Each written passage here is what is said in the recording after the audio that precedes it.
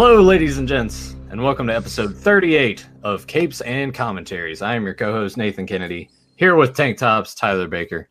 And today we are talking Spawn, a series that spawned from the comics that came out in the mid-90s. And this show, this animated series, followed not long after. And then, the movie was, what, a 97. Year? Yeah. 97. So yeah. they kind of intertwined a little bit here. But I remember when Spawn came out, Spawn was like the huge splash because Todd McFarlane was, he had made it big. His Spider-Man covers in particular were sort of like the thing that made him famous. To me, anyway, it's just like those iconic covers. So you always he's the guy who designed Venom too, like Venom and his historical one, Amazing and regular Spider-Man. So when he broke off from that and was like, "I'm doing my own book, I'm doing my own thing. It's a new character," everyone's like, "Oh, what's it going to be?" So I think I have the first handful of issues of Spawn, but it was also a comic. That was mostly a thing that my dad did. He's like, "Oh, it's new. We got to buy it. It'll be worth something one day." I don't know how much those books really go for now, but I didn't really read them. They just sort of sat in the boxes, so I never really checked it out until I watched the movie. And the movie itself, we've talked about this before, I think is okay, but definitely a missed opportunity.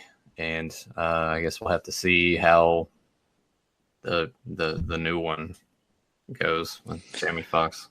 Yeah, I'm not holding my breath, but I kind of feel like there's so much to. I mean, for me, I was introduced to Spawn in second grade. I went to a local comic book shop because Matt Dobbins, I'm sure Nathan remembers this guy. Oh yeah, he was in the comics as well. And a lot of guys. That's kind of surprising. I'm sure they were in the comics for like a year, and then they were like, "All right, monster trucks or something." Probably. I mean, at that time, there was a few people that I knew that liked comic books, and he suggested Spawn. And I had heard of it, and I went to pick up. I think issue number 7 was on sale, or had just come out, and where I picked it up, and it looked great, but it was over my head. Like I was seeing like these like naked fat dudes and stuff running around in the book, and I'm picking up a story that I'm like, I have no idea what's going on. I had no clue, and it was almost one of those things where I knew that there was books meant for more adult readers, not pornographic or sexual, but just the content was more serious. And it was one of the things like, it looks really cool, but I can't figure this out, and maybe this is not really meant for me, but I still thought it was a cool character and everything. I thought the toys were cool. I didn't have any of them at first, and then I was interested in the show. Of course, we didn't have HBO, and I remember reading a Wizard magazine that Keith David had been announced as the voice of Spawn, which to me that was a big deal. Like, oh, Keith David, he's perfect for the voice of Spawn. I got to maybe see a couple of minutes of it on HBO one time, and then I think I tried to rent it, and I couldn't quite get into it because I was expecting something more along the lines of frequent action-based like X-Men or Spider-Man. That's not what Spawn is. It's ahead of its time in terms of what I was looking for. But as someone who was really into Spawn at the time, it's perfect, and we'll get more into that. The movie is, as Nathan said, I was so pumped. That's kind of what got me back into Spawn in 97. When it was announced, me and my brother both, we were just like, all right, we really need to go back and revisit Spawn. So I spent that summer drawing Spawn characters. My brother did too, like just drawing, trying to copy, like I bought the Bible and there's beautiful illustrations of all the characters. So I would just try to draw Terry Fitzgerald based on what I saw, draw Tremor based on what I saw. My brother did the same thing, and we just were fixated on Spawn, the figures that summer, the comics that summer. We were just engrossed. Like when we saw the trailer drop on TV for the first time, it was all. I mean, we were looking for the movie figures. The soundtrack's good. I like it's a badass soundtrack. Soundtrack's badass, man. Yeah, and when we got out of the theater, we went to the theater next to Kroger over here, where next to Kmart, where it used to be, and we were both in my mind like we were trying to talk about how good it was, but I just didn't want to admit it didn't live up to what I had hoped it was going to be. Yeah. And looking back at it, I haven't seen it in years, but I have a pretty good memory of everything that's in that film. What kills that movie is the dialogue is really bad.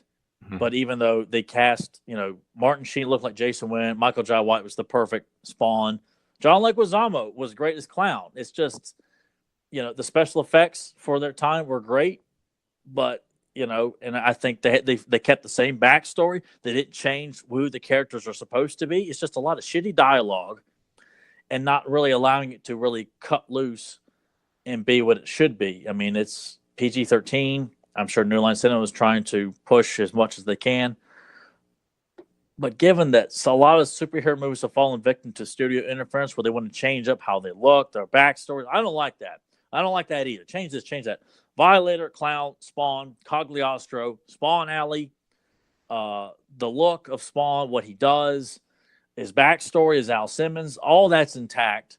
I remember being pissed off that Terry Fitzgerald was white. I'm like, he's black, man. Why? What is the purpose of making his best friend white?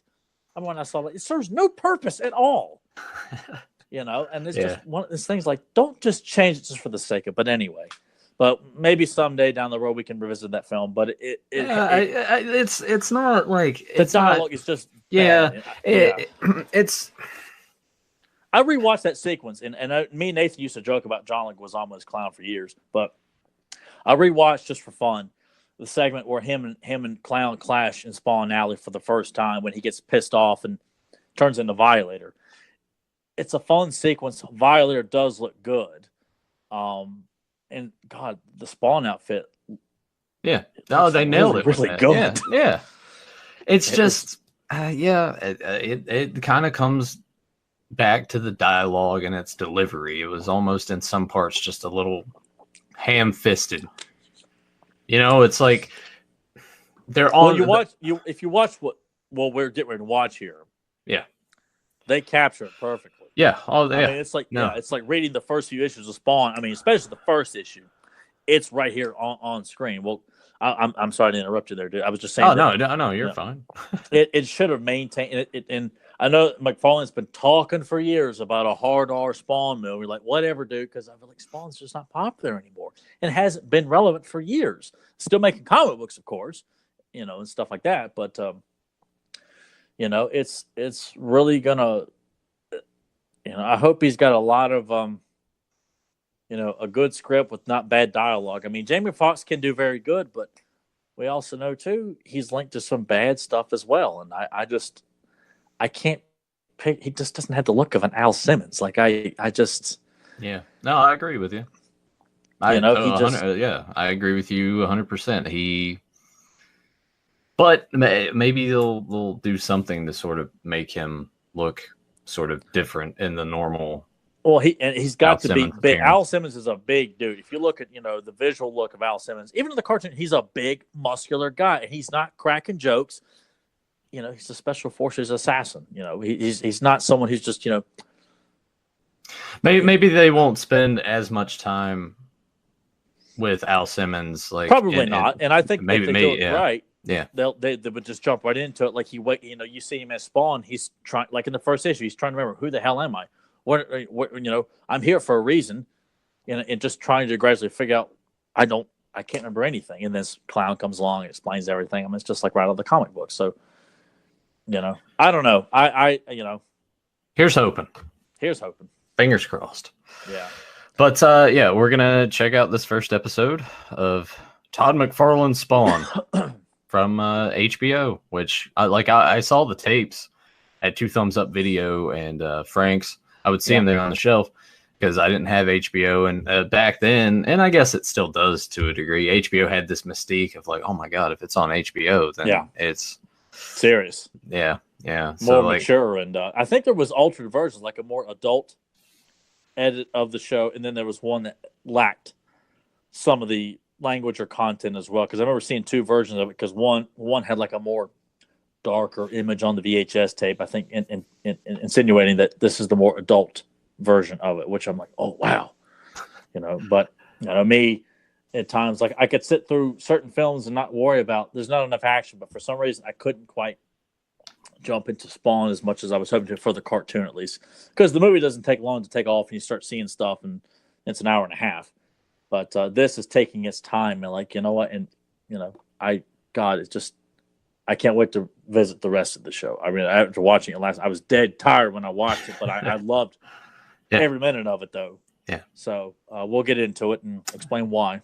Yeah, as of this recording, if you guys want to buy the complete series, is what, $15 on Amazon? Yeah, the entire series. Yeah. If you are a Prime member, all 3 seasons are available to watch on Prime Video, which is what I'm gonna do. So, does yours have the introduction with Todd McFarlane? Yes. Okay, cool. I just want to make sure we're in sync with that. Yeah, I'm gonna try my best not to laugh during his introduction because it's so like dry, and he's Canadian, and but he also has a slight lisp, and not that there's like any problem with that, but it does. He sounds kind of funny. I'm not gonna lie. He's trying to go for like a Rod Serling, I guess, but it just for your approval. Yeah, it wasn't. It made me laugh last night. I was like, "What?" Okay. I mean, because I've always had a appreciation for his work in general, so I didn't find it comical. I actually kind of thought it was kind of cool, to be honest. All right. Not that I had to have it at the beginning of every episode, but right. I get what he was trying to do. All right. Well, without any further ado, give us that countdown, and we'll get it rolling. 3, 2, 1, action. Oh, damn! The sound's on. Yeah, you might want to mute that.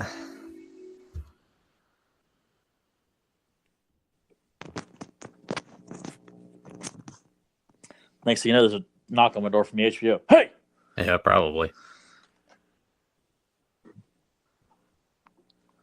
I mean, like, this looks cool, but once he turns around and he starts talking, it's just... Hang on, I want to hear it first, and then I'll do my version of it. Okay, I do like the set he's on, like the church, like the cathedral here.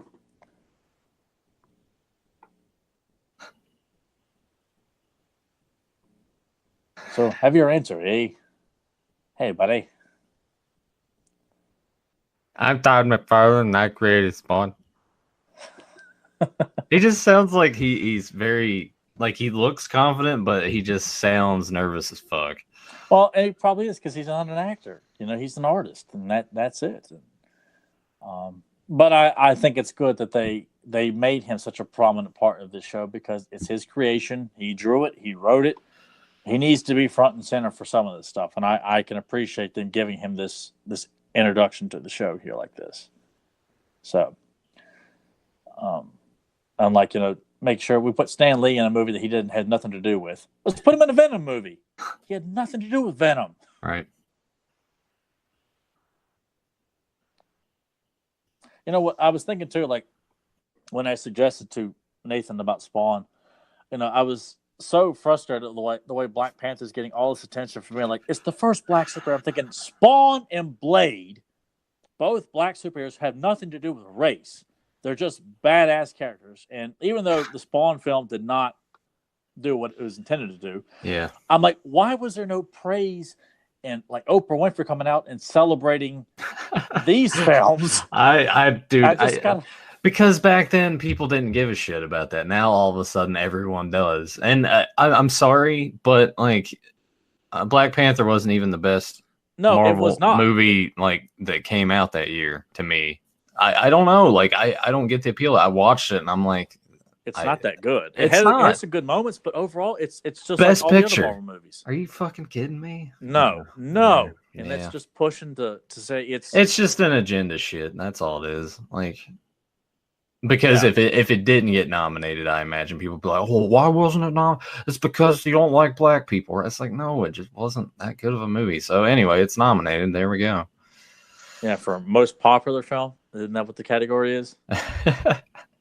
See, it's like they had to make up a category to honor this horse shit. No, it is nominated for Best Picture. Oh, it is Best Picture because I thought they were like going to start like a brand new category for like most What? Popular film. Really? I remember reading it. I'm not reading about that. No, I hope. Then again, so I don't care about the Oscars, and I haven't in over a decade. Yeah, I haven't given a shit about the Oscars in a long time. But I just hate that movie. This character in Blade, who were very popular characters, and neither one of them focus on the issue of race. Yeah, it's not an issue. It's not addressed. They're just superheroes, and their skin is black. That's it. Yeah. There's nothing. It's like the act like we've never seen this before. People like, guys, get your head out of your PC asses. Yeah, it annoys me. I hate it. But anyway, on to Spawn. The animation in this is fantastic. Yeah, it really made me feel like MTV in the 90s when they were pushing like the adult contented shows like Aeon Flux, Beavis and Butthead, The Max, where it's got adult maturity written all over it just before anybody's talking. I mean, before you really see anything going, his Carl Oster's doing the narration, of course, but all of this, like this guy's going to have his head blown off with a shotgun. Yeah, there's blood all over the place already. The camera angles, the constant flashing to Spawn. And Spawn looks great. We haven't even seen him in action yet. And I like that first person view of like the gun. Yeah, moving back and this forth as well. Bullet penetrating the leg. Look at that! All that blood splattering. Now this is ballsy superhero content, people. And you watch all that silly nonsense that Disney XD or Disney Kids or whatever it is, and they got. Well, I mean, this was. I know, but still, it's just like superheroes can be done. Oh yeah. It doesn't always have to be for 2-year-olds. Especially when people our age and older have kept these characters alive for years. But nah, we don't matter. We never have. Oh, I love these close-ups. Spawn's eyes, it's just that beautiful neon green. I love the chains coming over the cross like that. Just throwing in the effect of his cape wrapping around the cross and then coming back off. That's just beautifully animated. Yeah, this poor guy about to get covered in gasoline. Yeah. And this is also great to see all these characters. It doesn't go well for any of them. I mean, even when Spawn comes in to save him, it still just does not go well at all. And I just love like this, still pouring the gas over the guy's fingers and just. So I really hope this new Spawn movie is all this content, from the language to the violence to the macabre. All of it. An introduction for Spawn like this. Yeah! And I like the whipping sound of his chain. It's like the sound effect that was used in Predator. Yeah. Yeah. And that's just... this is like something right out of a movie. This imagery of the lighter and the hat plopping in the gas. It's honestly kind of amazing too, in a way, when you think about it, that Sin City sort of didn't get the same treatment maybe back at HBO in the 90s, Yeah, because it definitely could have benefited from a show like this. I think a lot of characters like Punisher or Daredevil, I mean, like the Blade, I know they've done like some straight to video animated stuff, but I don't think they really resonate. Like, geez, breaking his elbow like that. Yeah. God. Keith David. He needs to be voicing more. And I like that visual of the shadow, but it's red. And beautiful. I just love how they take so much care. That's just amazing. Oh God. And he just stands there and watches. Because there's nothing he can do. I mean, it is a good thing for Spawn fans that we did get that. There's some booby action. Yeah. That they were able to get a show like this, even if they were disappointed by the movie, Yeah, and I think that's always important too. And that they came out really close together. And they took advantage because Spawn was so popular. I think to the point where he was beating Marvel and DC at one point. McFarlane was, or Image Comics was, because of Spawn, even though they had Wildcats and Savage Dragon too. Here's Clown, a fun little introduction, much like in the comic book, just coming out. And I love too that it's definitely keeps the content of the comic intact, and that for someone coming in who's never watched this before, they might be a bit confused as to what's going on, but it plays off like a very serious film. Like, they're not going to come out and explain to you right away. They'll give you these ideas and details. You'll get bits and pieces, and then the whole story will gradually unveil itself. Yeah, because right now he's just kind of laying hints down, but doesn't elaborate to Spawn exactly what he is and where he came from until later on in this episode.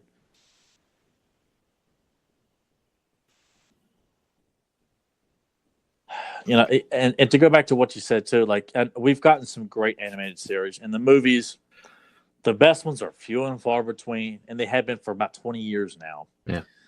And if you've gotten a great animated series, you know, Superman and Batman have, Spider-Man has, Spawn has, X-Men has, Justice League. So we all like to see the best. At least we have those, right? Yes.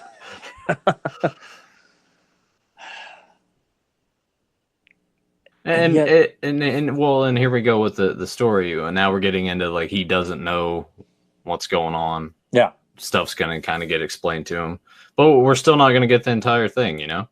No, we're only getting it here, sort of in flashbacks. Yeah, I might have to go by that antique store and see if that Spawn figure's still there and pick it up. Yeah, I was thinking about that too. Like, I think this is really gonna rejuvenate because gotta buy them all. I was looking back at some of the Spawn figures for fun. I'm like, God, I remember they released a beautiful Al Simmons. I forgot what wave it was, but he looked like Rambo, and he had his base was like a severed corpse on the ground, but he's got a bandana, machine guns, all kinds of artillery on. And I remember owning that one with a bunch of others. It was what happened. Buying those and Movie Maniacs at the same time, dude. It was a fun time to be buying action figures. It really was. Well, where are those figures now? Do you still have them? They're just. I'd have to look. I mean, because I never sold any of that stuff, but it's hard to say if my dad or my mom was just like, he just wanted to play with these and throw them in the corner, and I'm like, you know, it's 1970s, you know, 20 years old, or it's still mentality where they think all kids just throw them in the corner. So I know my brother did get rid of some of his stuff, or just kind of disregarded it, but I'd have to double check because I did own a bunch of those. I really did. I was a fan of the mythology. It's a I think one of the last original unique mythologies with an interesting roster of heroes and villains, a simple story, and God, it was very, very interesting, and it lends itself to be something like this or a live action film. You know. Because not everything's got to be, you know, brightened up for the kids, you know, because adults need content too. Besides, kids only, you know, they only focus on so much. And here's Cagliostro. I like how those hobos, like that one was trying to just be like, hey, here you go, man, just drink this. Yeah, I think they're in the comics as well too, if I'm not mistaken. I mean, because the visual look too, which I was so glad HBO was just like, we're sticking to everything. Like Cagliostro, Terry, Wanda, Cyan, like they all look like the comic book counterparts. Jason Wynn. I mean, they like, we're gonna do this. We're doing it right. We're not gonna sit and come in and like, I don't like how Wanda looks. We're gonna make her a big blusty blonde. Like, no, she's a very hot black woman. The way she ought to be. Now, Sam and Twitch. The infamous duo. That's a beautiful. That's what you want to see. I mean, I think I have the figures of Sam and Twitch. Sam and Twitch, yeah. They were cool looking figures. Yeah, they didn't stand really well, from what I recall. Yeah, but I remember those guys came out at the same time of the what was it, the Twisted Land of Oz figures that he did. Of those too. Yeah, those were cool. Yeah, I had the wizard and I had the lion. Back when you could go to Spencer's Gifts or a video game store or anywhere really and pick up those figures. Now it's like you got. Or even Toys R Us. Toys R Us used to carry that stuff pretty heavily too.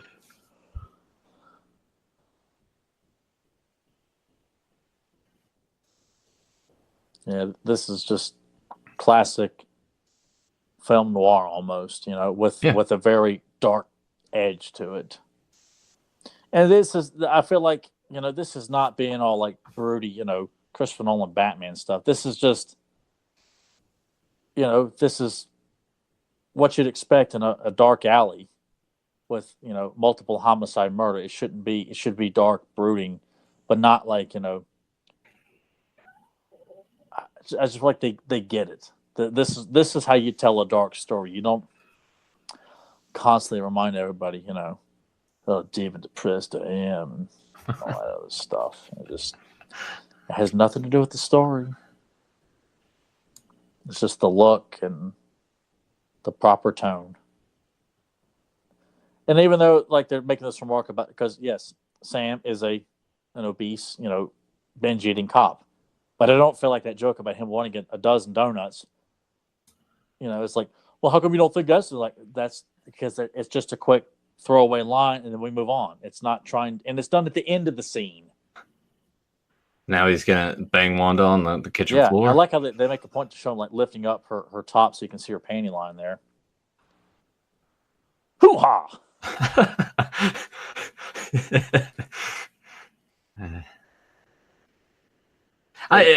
This is kind of fucked up though when you really think about it. Like his friend ends up marrying and giving his wife a child. Yeah.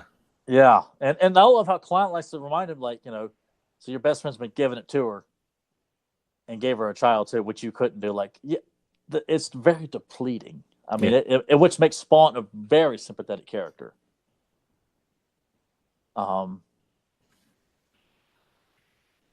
It just adds a lot of depth to this character. Something that had not really been done before because they didn't have to hold back in terms of content. Yeah. And that was one of the best things about Image is that we don't have to worry about, we can put in more edgier situations and not have to worry about. And that's why people flock to it. Because, despite what people say about things, the PG-13 movies, they do it to get the kids there. Like, yeah, to a degree. But at the same point, I feel like everybody wants to see some edgier stuff. Like, everyone always has that part to them. Even if they're like goody-goody and they're like, oh, well, blah, blah. There's still like that intrigue to certain things that they're like, well, I want to check it. It kind of like goes against certain things, but I want to check it out. That's what being drawn to something that is not the normal. Like, oh, that looks different, and that looks like out of my comfort zone. Yeah, which is why I still feel like if Batman '89 was the juggernaut that it was, and why are people so quick to forget that a movie that wasn't trying to be silly, it took the content and the character very seriously, and was the giant smash of '89. I love this. Firing blanks. And I like how his ice cream cone's just like got maggots and it's just a complete that is clown, grotesque, disgusting. The hair on his belly, I mean, just there to just torment Spawn. Like, that is and here we get that line of dialogue, like, he's been dead 5 years, and he's like, what? It'd be kind of redundant, if I'm lying, I'm dying. Yeah, like that. I feel like I need to just revisit the movie and just. I honestly was kind of intrigued because visually it's cheap on Blu-ray, I think. Oh yeah, you could probably get it even cheaper on full screen DVD. Yeah, I think I have the DVD in there. That was something I never did buy, but I rented it a lot on VHS because I really, really wanted to like it, and I think there was things about I did like. I really did. And go back and watch the trailer for the live action film. It's a kick-ass with Peter Cullen, Optimus Prime, doing the narration for the trailer. Yeah. God, man, it was, make your nipples hard, dude. August '97, dude. I remember going to the theater. The movie poster for the movie is awesome too. Just that half face of Spawn with the green eye lit up. Simple and effective. And I was watching this too, like Danny DeVito, after seeing him like on It's Always Sunny in Philadelphia, will make a great clown. Do we know who's gonna be clown in the new movie? Not. I've seen very little info on that movie. Other than just Jamie Foxx and Todd McFarlane's directing it. Yeah, I don't. And maybe it's best that the movie like that is so under the radar, people aren't paying attention because it's all about the latest Marvel bullshit, and we can't wait to see Captain Marvel because it's a woman, man. Like. She's lame. She sucks. And I hope it flops. It's fun to see so many people are posting that they think it's going to be a flop. But really? People? Yeah. I don't think because it's coming off, I think, to people like an agenda film. And Black Panther didn't. That thing did shit tons of business. Well, I think the whole pushing because it's a woman. Oh, but anyway, well, yeah. This coming up here is a good visual. Al Simmons is looking at his own body there in the casket, and he goes to get the ring off of the finger, and that's just all these graphic details. I mean, such care and detail is put into every scene that we're seeing here. The quick flashback. This is just like in the comic books. It's cool how it's just gradually opening itself up. Yeah. And it's done in such a short amount of time. Yeah. And you get what's going on before the show really takes off. And you're like, how the hell is it people are given 2 hours of screen time? They can't convey a single coherent story. Like that, lame-ass Clash of the Titans remake. I just want to take that slam that piece of shit. Just because. Here we go. Yeah. Look at that. Oh, yeah. That's great. I had the flesh. I mean, granted, if he has been dead 5 years, I imagine he would be a little more deteriorated than that, but the point still stands. Yeah. Al and Wanda forever. Yeah, definitely makes him a very damaged character. There we go. Yeah.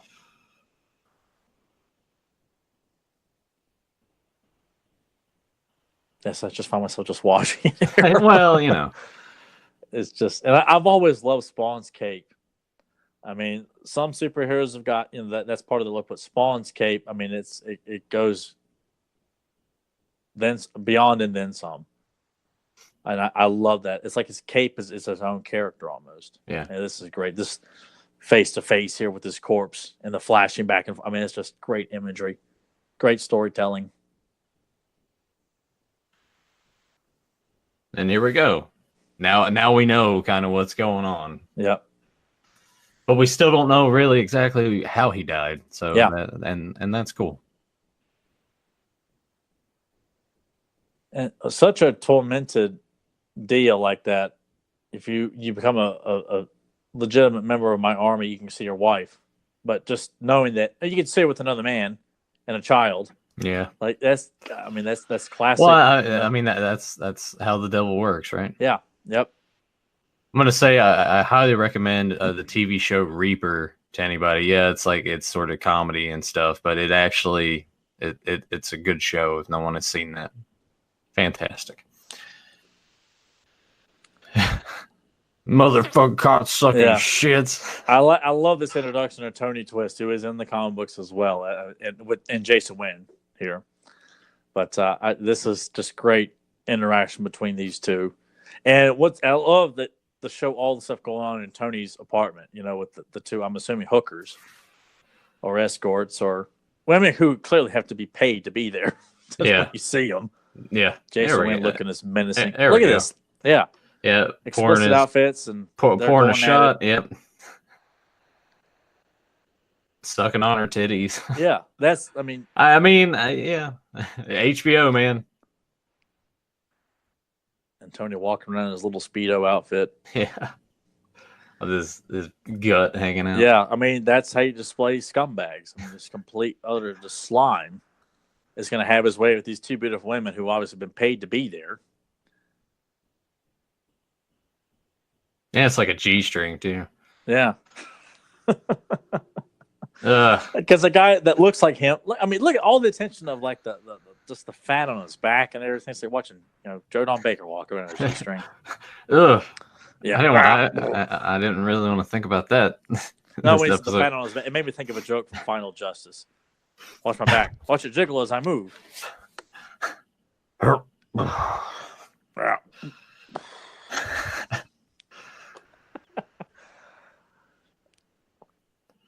Yeah, all of this is just fun to see these villains be portrayed in a very serious. It's about being serious, people, not playing your villains for laughs, because that's what takes away their edge, and they don't become as threatening.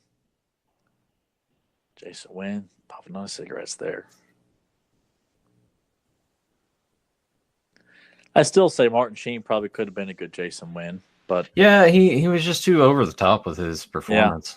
Yeah, and that's that's on the direction and the tone they were going with. It was Yeah. the tone was inconsistent with that Yeah. film. Yeah. Because he looked just like Jason Wynn. But And I always liked these aspects of villains that sort of transcended them of just being like your typical run of the mill. Here's a bad guy in a town. Like this is, as we're seeing right here, this is going up the chain, up the ladder. You know, it's like a Lex Luthor aspect. Yeah. You know, and he's not a superhero or super villain kind of character. He's a businessman, but like, and much like Lex Luthor and the Kingpin, you know, villains like that are human, but they're smart. They're evil to be evil. They think about nothing but themselves. Like those are some of the best villains. Attacking this poor guy from Internal Affairs. Yeah.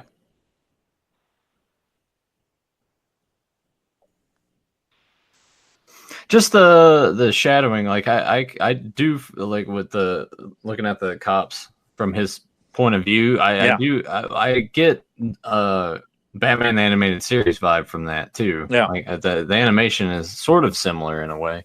Yeah, well, because at night, you know, there should be a lot of shadows. Yeah, you know, not everything should be so illuminated, so to speak, except for Spawn's blood in his eyes. That should be the only thing illuminating in this scene. So I'm glad he didn't go, damn, just like he does in the movie. We're like, oh. Oh, yeah. Yeah. Ah. Yeah. Stuff like that. Spawn would not say stuff like that. Ugh. Yeah, always knocked it out of the park with the visual of just like his cape always. Yeah, him just walking down the alley there. And again, met with the clown again, just there to harass the hell out of him. Because that's what he loves to do, and to kill this poor little rat. Yeah. Because that's what he does when he's talking.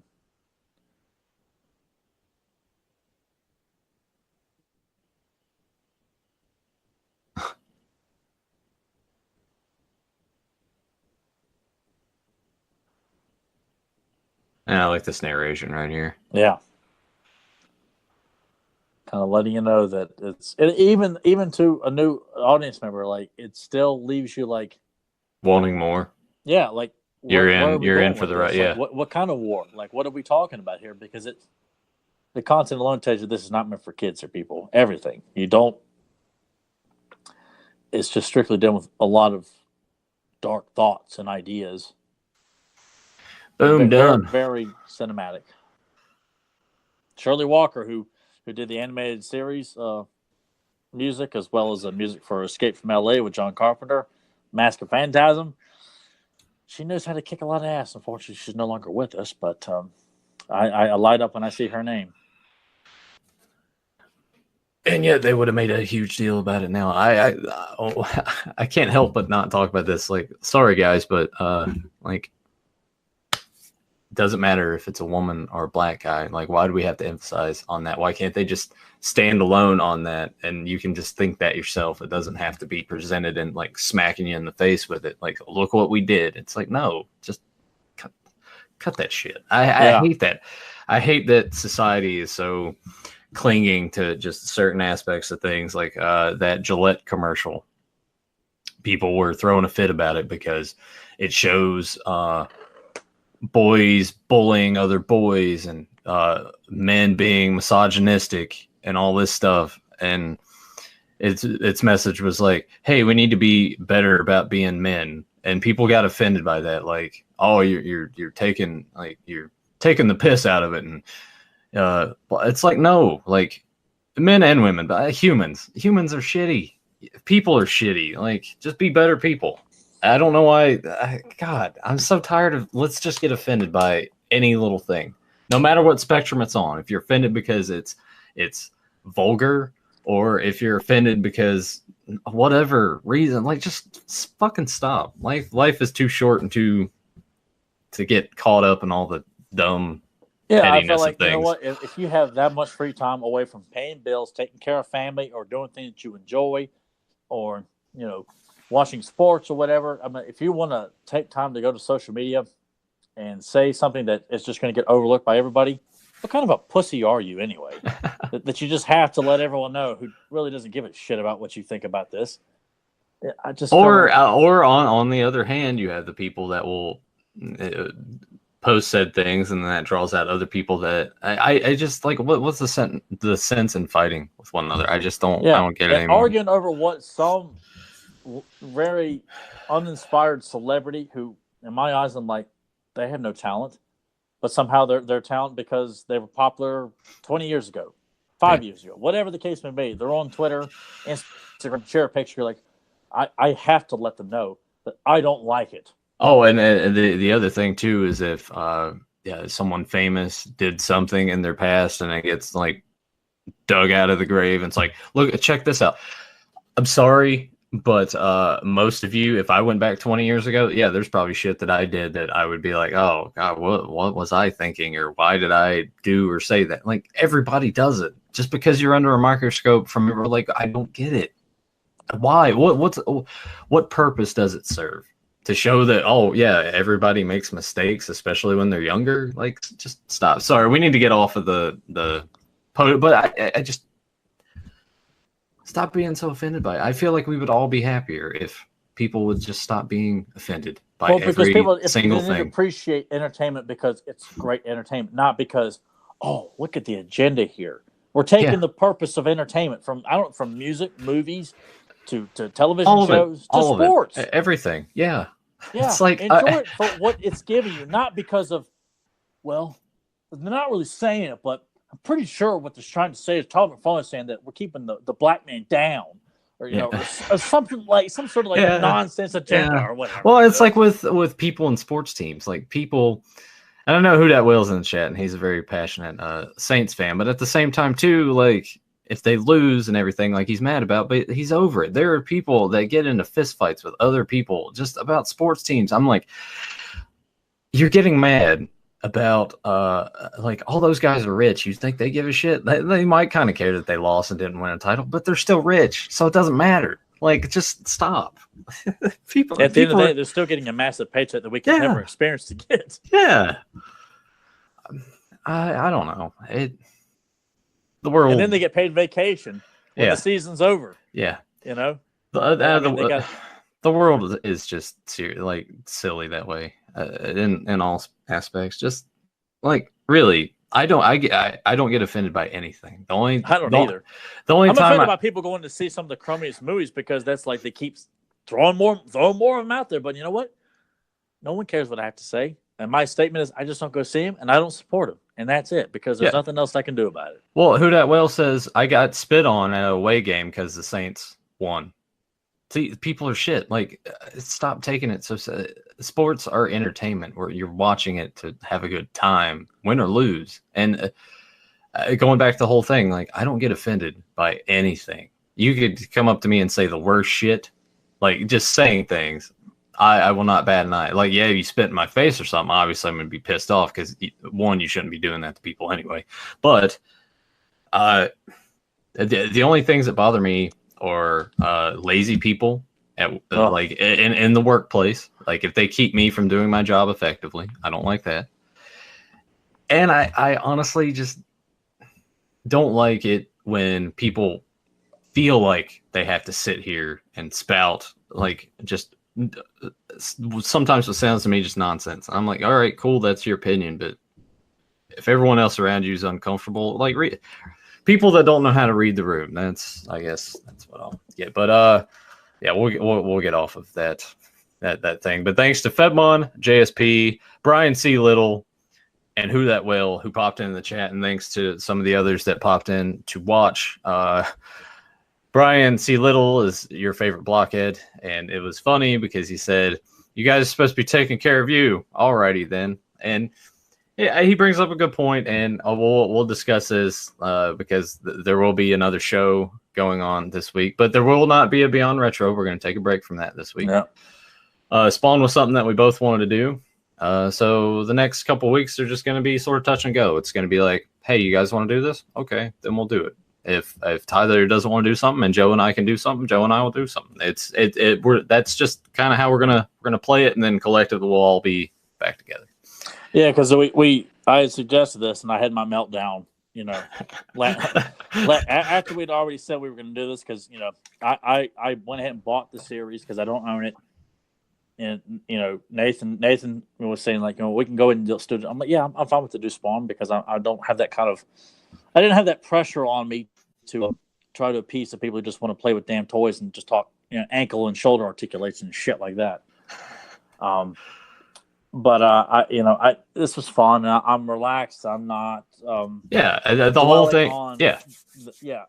I'm having fun with my best friend, talking about a great kick-ass superhero show. Well, it's to be fair, it's easier for you to hop into Beyond Retro or Capes and Commentaries because your main frustration with the shows is with Fans of Power, just because of the toy talk. You want to talk more about the mythology of the property and not so much, hey, what's the newest toys coming out? And I'm gonna give you guys the exclusive here. Joe and I will be on Fans of Power tomorrow night. It won't be a long episode, but there were the new Super 7 reveals. I asked Joe if he wanted to talk about them. Joe was like, you read my mind, so we're gonna do that because it even though the podcast, its main focus is on that, anytime there is new news, Joe does want to discuss it, and we'll talk about it. Tyler won't be there. No, I don't give two shits about a bunch of variants of He-Man, Man-at-Arms, and Tila crystallized and covered in gold. Well, there we go. You got his thoughts, but Joe and I will. Joe will take the reins on that one. I've seen him. I'll talk about him. Fedmon asked if there's any plans for arcade. Yes. I don't know if it will be tonight or tomorrow, but I am off on Monday. I got a 3-day weekend. I did that for myself, so maybe Sunday night, maybe Monday, but I'll pop in for something. That'll definitely happen. Nathan's got some legitimate time to him and this girl and not have to worry about work. So this guy is going to enjoy his time as best he can here. So the main thing too, and I want to, Joe and I will say this also on Fans Power because people are going to be like, well, wait, you're back. I thought you were taking a break, but we were never quitting because we did get a few concerns of like, are you guys done? People reaching out to us. No, we were never quitting. It was just a thing of let's take a week off, maybe not do as many shows or any at all. We were seeing how everybody felt, and my main thing was just on the Saturday, and they had it, which is why I put in a personal day for Monday, because the way that my job works is if you put in a personal day for Friday or Monday, and they end up scheduling overtime for a Saturday, and you get approved for the Friday or the Monday, you don't have to work that Saturday, and that was the case come Wednesday, and I had already put in for the personal day, so I'm like, I just want a 3-day weekend, but Wednesday they're like, Saturday it's scheduled, and I was like, well, cool, I get my 3-day weekend anyway, but then they ended up yesterday canceling overtime, so at least everybody that I work with, they get their full weekend. But point I was trying to make is my main thing was just if I'm working that Saturday and we don't do Capes and Commentaries on a Saturday, if Tyler's got something else going on, I wake up too late, just don't want to do it because I gotta do that and then go into work. That Sunday it's Capes and Commentaries, 30-minute break, Beyond Retro, hour and a half, 2 hours, so we're done with that, and then Todd and I hang around and talk after the shows. That's what you guys, I guess, don't kind of ever see, is just when we're done recording, Tyler and I will sit here and talk for like another half hour. So that would end about 4:30, and then that leaves me with roughly 4 hours between that and Fans of Power, and then it's Fans of Power, and if I'm on that too, then that's another 2 hours, and then talking with Joe. And there's that whole day, and then boom, it's back to work. So when you get in the routine and that starts to happen more and more, or like more and more Saturdays are scheduled or something, I was like, can I not be on Fans this week, or can And Tyler and I were just like, because Joe had shit going on, as we said there before, and he missed a couple of the Fans episodes, so it was basically Tyler and I had because. You want to be consistent, but at the same time too, it just sort of like wore us down a little bit. And then you throw in Tyler's frustrations with the content that people tend to view more of, and he's like, "Hey, we had this interview over here, and not as many people watch this as all us talking about more of the variants that Super 7's putting out. And yeah, I could see that. And most of you guys that reached out to us in the message sort of like agreed with that. It's like it can be frustrating, especially with that kind of community. Because let's face it, the Masters community is fickle at times, and they're very passionate, but at the same time too lazy. Well, I was trying to think of the word. When I say that, I don't mean everybody. I mean in terms of like,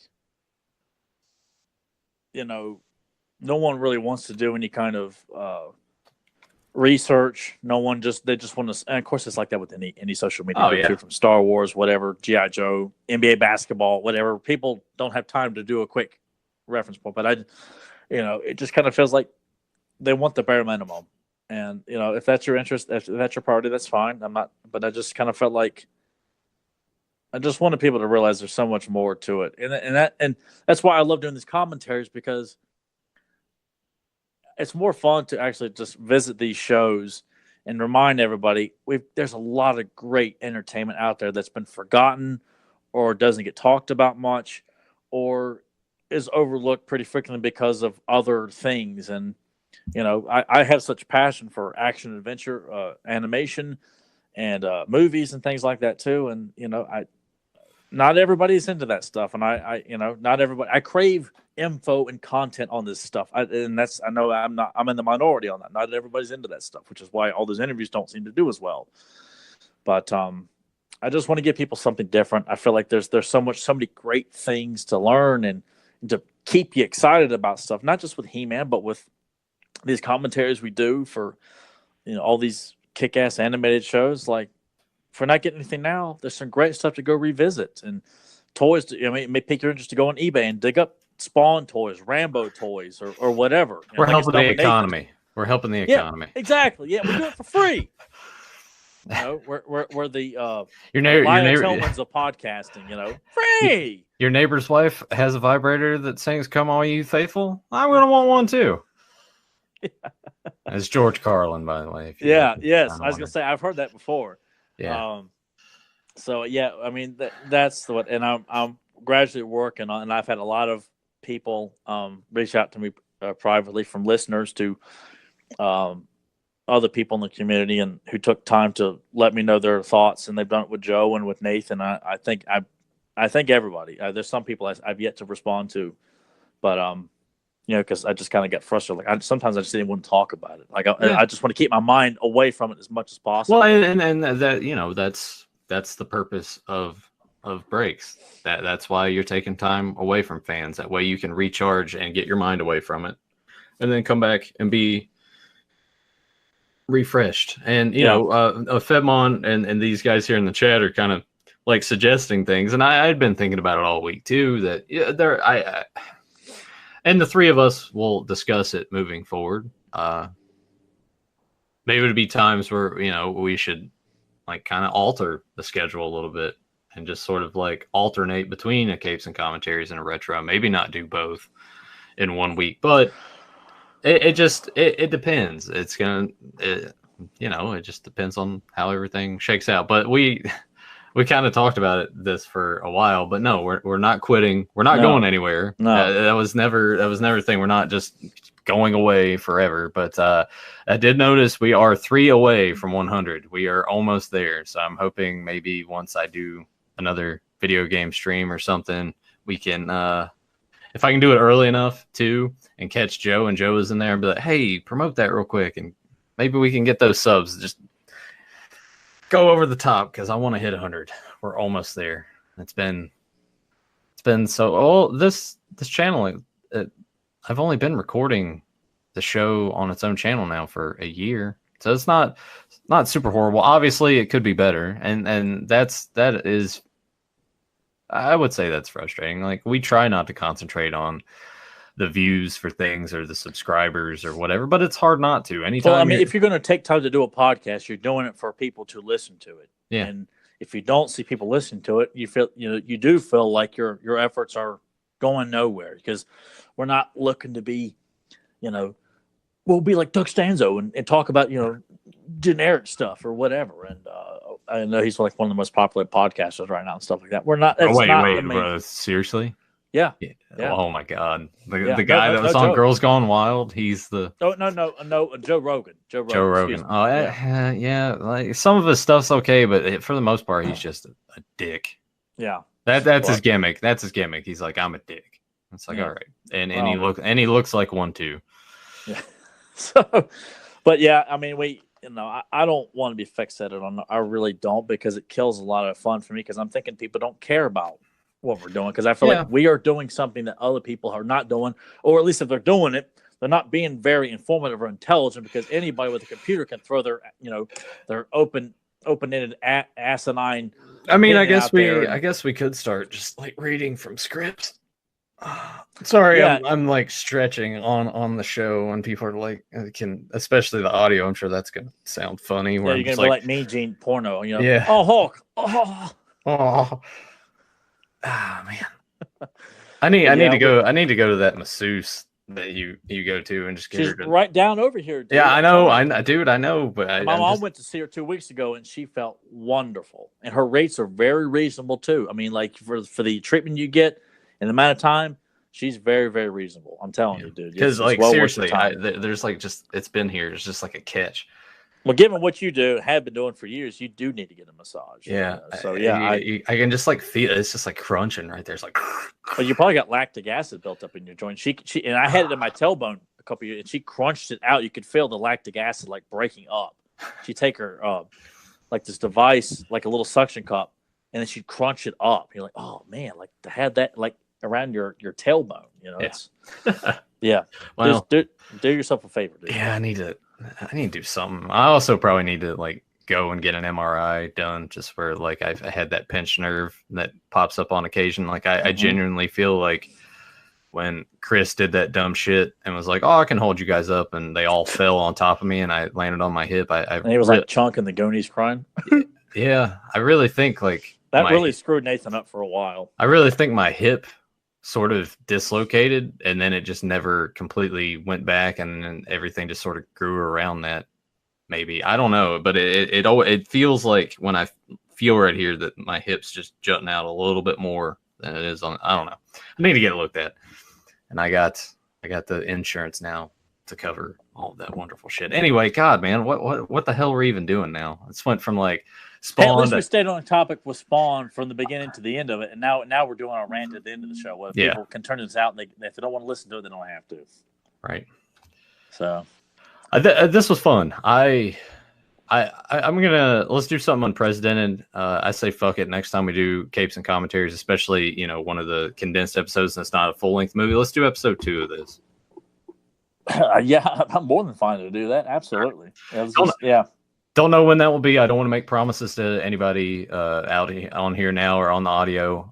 Capes and commentaries. We might do that next weekend. We might not. We'll see how it goes. Yeah. My biggest concern was Fans of Power that's the one I really want to take a break from.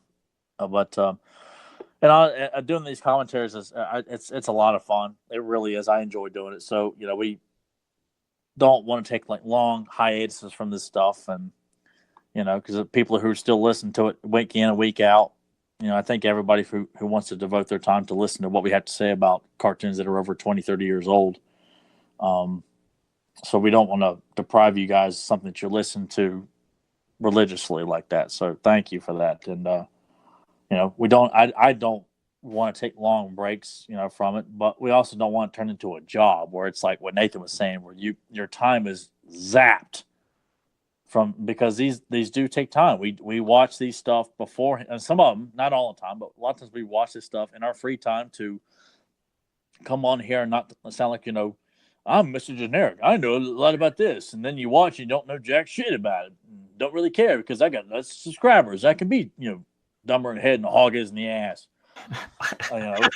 So we like to sound prepared for this stuff, and it takes time for it. And I don't think I've ever heard that saying before. Did you? Is that a real legitimate thing? Eddie Akers, who used to work with at Waze, he used to, when people would piss him off, that was his go-to. Like, he's dumber in the head and the hog is in the ass, and That to me, that doesn't make any sense. There's also one that I've heard that doesn't make any sense. I'm about to tee off like a golf ball in a tiled bathroom. I mean, that doesn't make sense, but like saying a hog has more brains in his ass than you do in your head. That's yeah, okay, right, yeah. And I guess I was just thinking about it a different way. But no, the tying off, that it's golf too. So I'm like, oh, who cares? Yeah. If it was putt. But that's that. How come they haven't made professional putt? I'm sure there is, dude. There's got to be. There's professional everything. I'm gonna look it up now. All right. Professional putt. Professional Putters Association, the PPA, for over 60 years.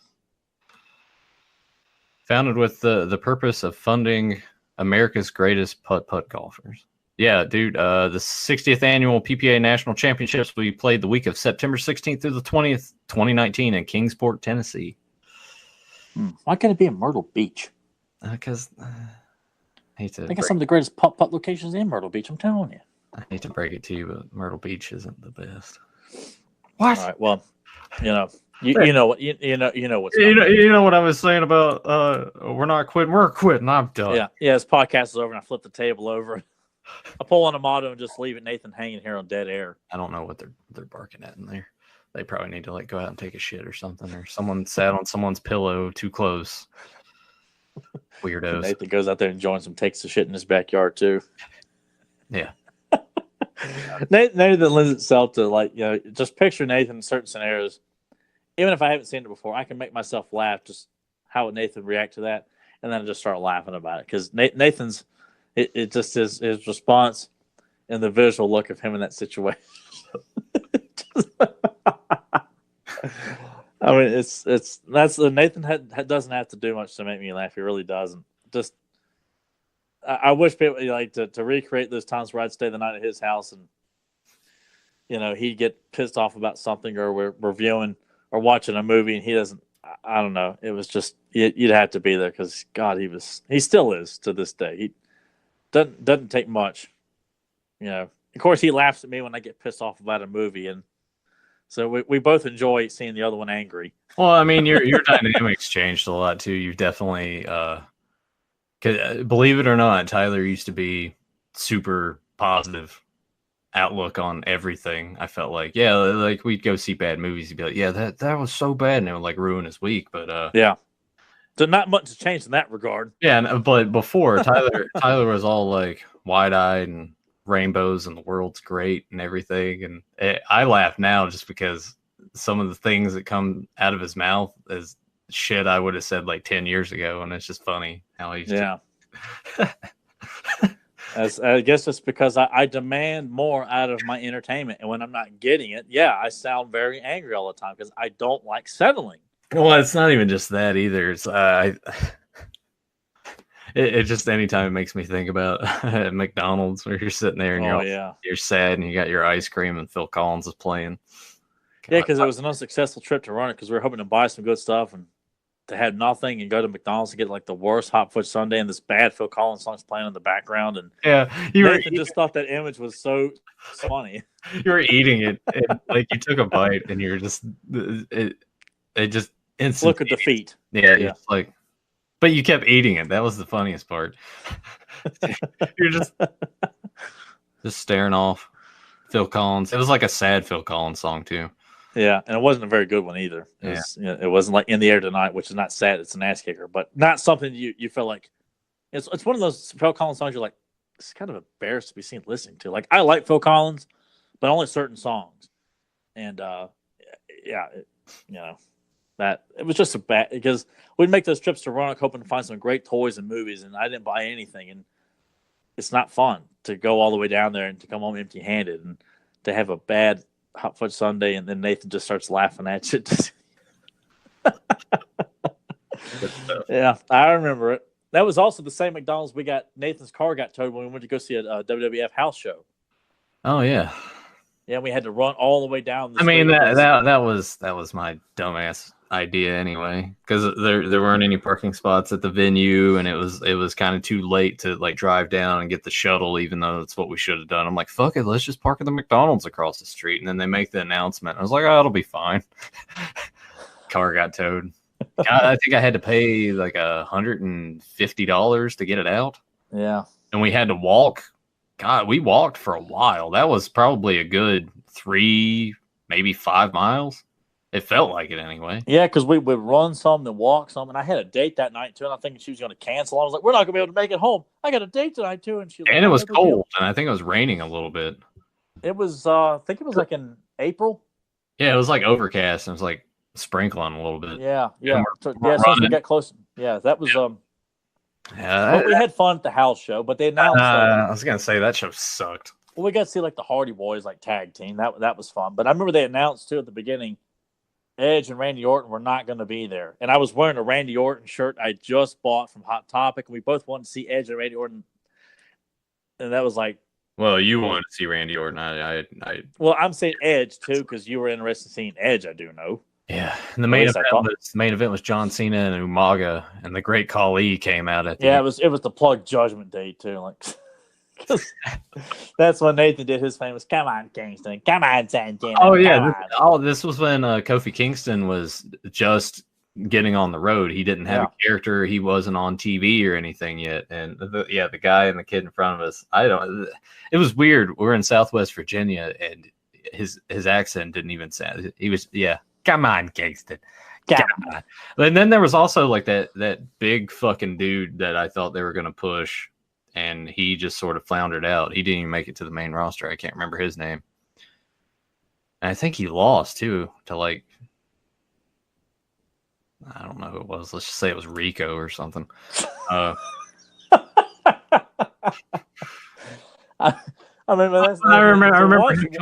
remember reading on the dirt sheets that Stephanie McMahon and all them were really impressed by him, like his size and everything. I saw him in the ring. I was like, yeah, he's the drizzling shits. And he didn't make it to the main roster, so that was good. But yeah, just anybody that was out there, that guy kept doing that with anybody. Come on, Kingston. Come on, Santino. Come on, Santino. And Nathan was doing it right behind him, and I don't know if the guy either just chose to ignore it or he probably couldn't hear it. Yeah, I was being a dick. Yeah, well, because the guy, I mean, I know everyone's there to enjoy themselves, but it was just very dorky. Like I know he's a father there with the son and everything. It was just you couldn't help but notice. No, we were dicks. There's no way around it. They were there to have a good time, and I'm just sitting there like, yeah, fuck you and fuck this show. This sucks. I mean, that was basically the mentality. You know? I'm trying to think of what the rest of the card was, too. I can't remember it. Other than the main event and the Hardy Boys against Lance Cade and Trevor Murdoch. I don't remember anything. I don't either. I remember John Cena giving his promo about, like, I guess the Khali thinks I'm just going to roll over. Well, maybe next weekend at Judgment Day. Oh, yeah. You know. When was that show? 2007. Yeah. April 2007. See if I can find it. Like late April. Wait, here we go. I think. Oh, man. Indiana. Let's see. Oh, it was May. Okay, May. Okay, yeah. All right, here we go. I thought it was April. We're gonna run down this card. Holy crap! I can't believe you found that. Carlito beat Shelton Benjamin. Oh, he lost. I remember. Yeah, that's right. Yeah, he lost to Eugene. It was Dan Rodman. You guys look him up. He was like huge and jacked, but he sucked. He sucked.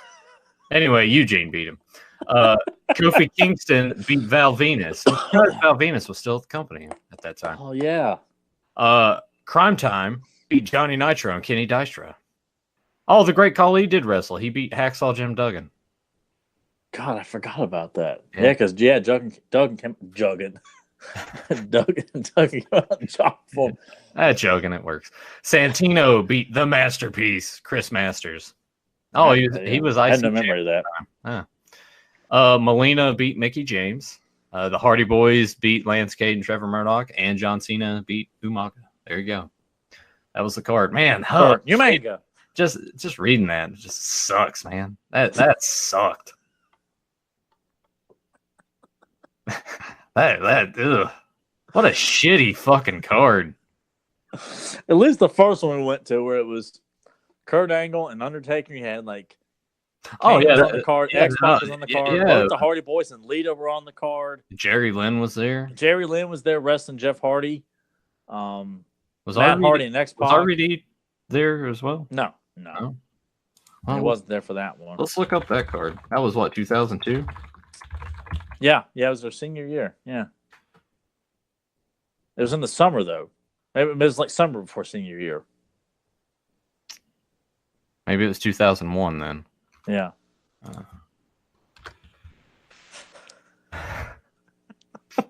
And that was a terrible card. See, you guys may not know what that. I mean, but I've listened to Nathan's take on wrestling since high school, and nothing makes me laugh more than hearing him talk about how bad a match was, or how much he hates a wrestler, or how the pay-per-view itself. That's why I love always going back to saying WrestleMania 17, and he makes that face. He doesn't have to say anything because he's done it so many times, but that face. Awesome show till the last 20 minutes. Yeah, I mean, Hey, check out Transitional Champion podcast that I do with Dirt. Yeah, it's a good. They do a good job, and Nathan. I mean to let loose a little more on there, but there is a little bit of like language restraints. I can't really drop F-bombs, which but link for that down below. Go ahead and give that channel a subscribe. What are you laughing at? I found the card, by the way, for 2001. Wow. Here we go. Kai and Tai beat the Haas brothers. That was Charlie and unfortunately his brother passed away, and Charlie Haas ended up kind of coming through, tagging with Shelton Benjamin. Lita defeated Ivory. Yeah, I remember that. Matt Hardy defeated X-Pac. The Acolytes beat Bull Buchanan and the Good Father. Right, I remember that. Was around. Yoshihiro Tajiri beat S.A. Rios. Rhino beat Justin Credible. Jeff Hardy beat Jerry Lynn. Kane defeated Albert. This is when Kane was IC champ. And then Undertaker beat Kurt Angle. Definitely way better than the 2007. Yeah. And we did get to see Matt Hardy and Lita enter the building from their car. Like, that was pretty cool. I mean, Nathan wandered around and saw them coming in. But I've also been to other wrestling shows that Tyler didn't go to. I went to ECW house show back in 2000, and that was nuts. That was crazy. I actually have the story of their coming through the crowd, and I saw, I guess someone had left their beer there, and it's like, go to hand it to Sandman, because they came through, and Sandman was just like taking the beer from people and just like, either pouring it or smashing it against his opponent. Can't remember. Now I gotta look. Wasn't Ball? Didn't he get to talk to like Balls Mahoney there or something? No, it was Blue Meanie, and he was dating that porn star at the time. What was her name? Jasmine St. Clair. I got their autographs on the program. So that was cool because they had like a little intermission thing. Let's see. Kind of like that TNA show we went to. That was pretty badass. Yeah, and we got in the ring with Kurt Angle. Yeah. Got all the autographs for free. Like Rhino's autograph, Motor City Machine Guns. Here we go. This episode's just extra long. It's like, all right, now they're just talking about wrestling. They went from like people being offended to talking about wrestling and all that stuff. Anyway, here's the card for the Salem house show that I went to. Jerry Lynn defeated Simon Diamond. Kid Cash, Nova, and Jazz defeated the Dups, which the Dups were actually the Haas brothers. A little trivia there for you. Ikoto Hidaki, I don't remember that guy. Defeated Super Callow and Prodigy in an elimination match. Mike Awesome defeated C.W. Anderson, the tag champs. Oh, yeah, this is kind of neat. And this was actually December 99, by the way. Tommy Dreamer and Raven defeated Tommy DeVito and Angel, the full-blooded Italians. That's so cool. You got to see Raven. Yeah. New Jack defeated Nick Grimes, which is kind of funny thinking about that now because those guys fucking hated each other. Spike Dudley defeated Little Guido. Sabu over Mikey Whipwreck. Justin Credible and Lance Storm over Danny Doring and Roadkill. And Rob Van Dam defeated Rhino. I didn't recall you getting to see all those names. I thought it was just like that was a cool ass show. The crowd loud and only because that Civic Center is smaller, so it was only 2,200 people there. But it was packed. It was I imagine it had to have been out. It was cool. That was probably one of the best wrestling shows I've ever been to. All right, I guess I'm done reading cards, the house shows and shit that I went to.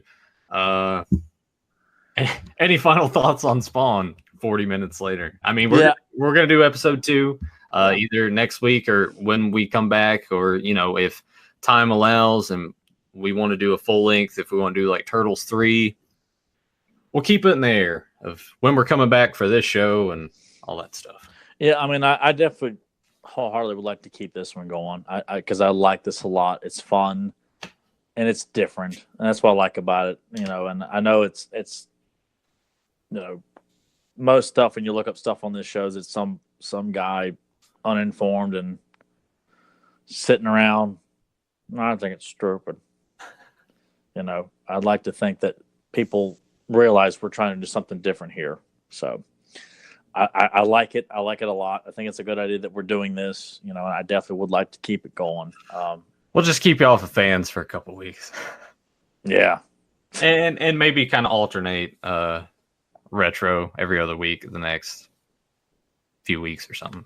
Yeah, we'll figure it out. But they're not going to wait. None of them are. It's just we may have to cut back to frequency. Yeah. So spread the word for people who are like, they're quitting. The hell with them. Who needs them? Yeah. The dirt sheets are wrong where you're not quitting. Yeah. Yeah. Dave Meltzer got it all wrong. Yeah. -5 stars. Yeah. The Pro Wrestling Podcast, they had it going until the very end, quarter star. Yeah. I'm sick of Tyler and his bitching about saying everything sucks. Negative 3.5 stars. Nathan's okay though. Yeah. Anyway, then we'll do that. Look forward to episode 2 of Spawn next week. Yeah. For episode 39 of Capes and Commentaries. Thank you guys joining us live. Thanks to you that check us out after the fact. Check out all the links down below. Check out Fans of Power that we're gonna keep doing. We're not quitting. Link is down there. YouTube.com/fanspowerpodcast. Check out Beyond Retro Podcast. Buy Joe's t-shirts. Hit him up for a custom. And check out Transitional Champion Podcast, where Dirt, Doug Turner, and myself are going to be on the road to WrestleMania. We're going to break down the shows, go over the results, give our thoughts on certain things. And we'll see. Nathan has promised to try not to hang himself live during a recording. Yeah. As he get closer to WrestleMania. Well, it's a lot easier to just go to .com or look at the Reddit and look at the results. Because there's pretty detailed results in there. It's sometimes just easier to read it instead of watching it because it's way less time. Yeah, and less headache inducing. Yeah, but we'll see how it goes. Mania season's always pretty good. This year, he didn't even buy that statement. It's just because you're going to reach a point where the nostalgia acts aren't going to be around or don't want to be around. And then what do you got? Oh, hey, all these wrestlers you shoved aside for all your nostalgia. No one's going to care. Oh. Yeah. So we'll see how that goes. But if also, you're new to the channel, please hit subscribe. Ring the bell so you get notified when we go live. We're close to 100. Help us get there. And watch for Beyond Retro Arcade. It's the other reason to ding the bell. So you get that on your phone. Did I leave anything else? Check us out on Podbean and iTunes. Feel free to download those. I've really botched the shit out of this outro. I've been doing so good for so long, and now it's just all falling apart. But download those. And I want to encourage you guys on Podbean and iTunes. Hop on over to YouTube. Give us the subs. Give us the subs. Leave a comment down below. Let us know your thoughts on Spawn, either the movie or the animated series. Did you watch it when it was new? Did you catch it after the fact? Did you rent the VHS tapes like we saw in the stores? And I always pass by it because I don't know why. You would think that at the time that these came out, I would have been like super, super into it. I was just like, man, what was I into at the time? Probably just video games and like baseball, honestly. And I was playing baseball a lot in this point in time too. So I was probably just like concentrated fully on that, and Spawn never tore me away from it. But I'm gonna listen to the soundtrack at some point today. Yeah. Two Steps or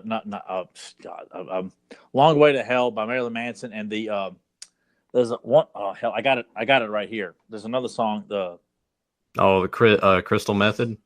No, that one too. With hell, I listen to it every so often when I'm working out too. Is it the Satan song? No, I wasn't a fan of that song. Really?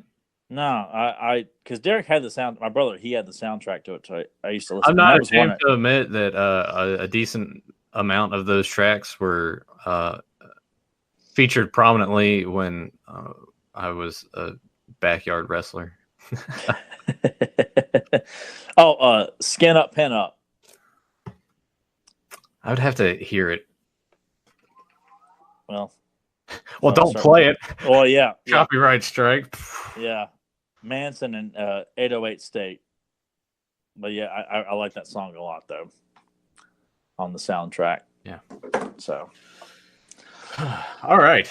Well, we'll episode 2 next week. Man, I don't even know how to wrap this up anymore. Well, we're done. I mean, that's why these things are so long, and it's we went for a long time on this one. Yeah. It's one of our longer ones, but it's good. I think it was good coming off of what happened Sunday to sort of like do this and just sort of get our we had our VH1's behind the music, but all the rock and roll. I went down to a spiral of No, well, the other thing too that we didn't really address, so I'll do really quick before we finally get off the air. Some people were kind of assuming where we did start late, and I said that there had been little annoyances that some people I guess were kind of thinking that we were like fussing and fighting with each other before we went on. That wasn't the case at all. I want to throw that out there. We were just talking. Tyler was like, "I'm burnt out," and Joe was like, "Oh, well, yeah, that makes sense." And I'm kind of sitting here because I just want everyone to talk. And yeah, there were some things that we put out in front of each other, things that needed to be said. But no, there was no. It's not like we were yelling and. No, we did have some frustrations that. Yeah. I feel like that's with anything. Anytime there are people working together as a team on something, that's just shit that comes with the territory. But the three of us we don't let that kind of stuff. No, I mean, me and Joey didn't talk privately on Monday night. We had a great conversation about stuff. So yeah, and Nathan and Joe have talked privately. Yeah. So it's all is good. Yeah. We're not quitting. There's no dissension. There's no terribleness. We're throwing that out there now. And Joe and I will probably talk about it on Fans tomorrow night because people. I want to reiterate it to everybody. Like everything is good. Everything's fine. Just we need to step back a little bit. That's all. Yeah. That's all. Yeah, long episode. I don't even know what we're doing anymore. I'm sure and done. Click. Yeah. No. Thank you guys again that joined us live. And until next time, we'll see you in the future to talk about the past. Take care, everybody.